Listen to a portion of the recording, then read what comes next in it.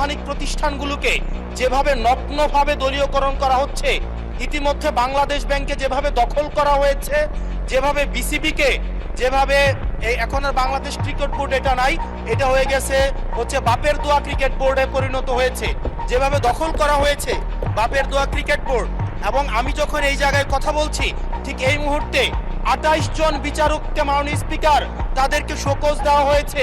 তাদের ব্যক্তিগত তাদের চ্যাট গ্রুপে তারা হচ্ছে তাদের মতামত প্রকাশ করার কারণে বিচারকদের হচ্ছে মাননীয় স্পিকার শোকজ দেওয়া হয়েছে।